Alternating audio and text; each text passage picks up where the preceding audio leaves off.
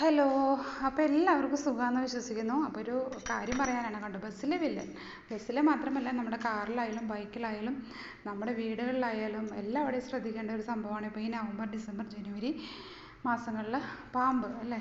അപ്പോൾ ഇന്നിവിടെ ഒരു അനുഭവം ഉണ്ടായതെന്ന് വെച്ചാൽ ഞങ്ങളുടെ തൃശ്ശൂർ ഈ ഭാഗത്ത് ബസ്സിൽ എല്ലാവരും ഓടിക്കൊണ്ടിരിക്കുന്ന ബസ്സാണ്. അപ്പോൾ അതിനകത്ത് സീറ്റിൻ്റെ അടിയിൽ നിന്ന് കാലിൻ്റെ സൈഡിൽ ഒരു തണുപ്പ് വന്നപ്പോൾ നോക്കിയപ്പോഴാണ് കാണുന്നത് പാമ്പ്. പെട്ടെന്ന് ഓടി, എന്താ പറയുക, ഭാഗ്യത്തിന് ഒന്നും സംഭവിച്ചില്ല. ആകെ ബസ്സിലുള്ളവരൊക്കെ പരിഭ്രാന്തരായി, ആകെ നെട്ടോട്ട് ഓടുന്നൊരവസ്ഥ. അപ്പോൾ ബസ്സിനകത്ത് നമ്മൾ ബസ് പാർക്ക് ചെയ്യുമ്പോൾ ഈ ഗ്ലാസ്സുകളുണ്ടാവും ചിലതിലൊക്കെയാണ്. അപ്പോൾ ഇപ്പോഴത്തെ വണ്ടിക്കൊക്കെ ഉണ്ട് ചില്ല് ഇങ്ങനെ മാറ്റി നീക്കി ഇങ്ങനെ ഫുള്ളായിട്ട് അടച്ചു വെക്കില്ലേ.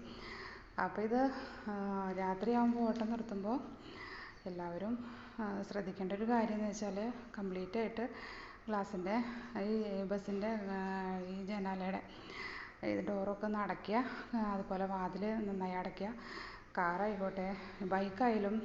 ഇതുപോലെ സൈലൻസറിൻ്റെ ഉള്ളിൽ കൂടെയാണ് പാമ്പ് വന്നത്. ഞാൻ നേരിട്ട് കണ്ടതാണ്. ഇങ്ങനെ രണ്ടുപേർ പോകുമ്പോൾ അതിൽ നിന്ന് ഇറങ്ങിയിട്ട് റൂട്ടിൽ കൂടെ അങ്ങനെ പോവാണ്. അവർക്കൊന്നും പറ്റിയില്ല. അതുപോലെ വീടുകളായാലും ഗ്രില്ലിട്ട വീടുകളൊക്കെ നമ്മൾ നെറ്റടിക്കാൻ നോക്കുക. പണ്ടത്തെ ആൾക്കാർ പറയും വീടിൻ്റെ ചുറ്റുമൊക്കെ ഈ പാമ്പ് വരാതിരിക്കാനായിട്ട് വെളുത്തുള്ളിയൊക്കെ മുഴുവനോടെ ചതച്ച് മണ്ണെണ്ണയൊക്കെ അങ്ങനെ തെളിക്കാമെന്നൊക്കെ പറയും. അതൊക്കെ ചെയ്താലും നല്ലതാണ്. പരമാവധി താഴേക്കൊക്കെ നോക്കി നടക്കുക. ഈറ്റങ്ങൾ ചവിട്ടി കഴിഞ്ഞാൽ എന്തായാലും കടിക്കുന്ന ഉറപ്പാണ്. പാമ്പ് കടിച്ചു കഴിഞ്ഞാൽ പിന്നെ പറയാനില്ല, പിന്നെ കഴിഞ്ഞു നമ്മുടെ ജീവിതം. അപ്പോൾ എല്ലാവരും ഇതൊന്ന് ശ്രദ്ധിക്കുക.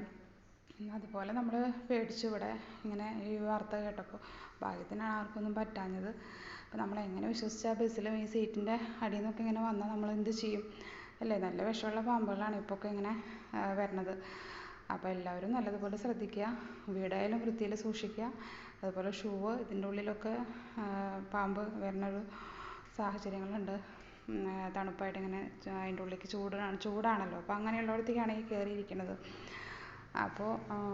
അപ്പോൾ എല്ലാവരും വീടും പരിസരവും വൃത്തിയാക്കുക. അതുപോലെ ഈ വണ്ടിയുള്ളവരൊക്കെ ഈ വാർത്തകളൊക്കെ ഒന്ന് കാണുവാണെങ്കിൽ ഈ വണ്ടിയിലുള്ള വർക്ക് ചെയ്യുന്ന ആൾക്കാർക്കൊക്കെ ഒന്ന് ഷെയർ ചെയ്ത് കൊടുക്കുക. പരമാവധി ഗ്ലാസ്സൊക്കെ ഒന്ന് അടയ്ക്കുക. എത്ര തിരക്ക് ആണെങ്കിലും വൈകുന്നേരം ആകുമ്പോൾ ഓട്ടോ ഒക്കെ കഴിയുമ്പോൾ ഗ്ലാസ്സൊക്കെ അടയ്ക്കുക.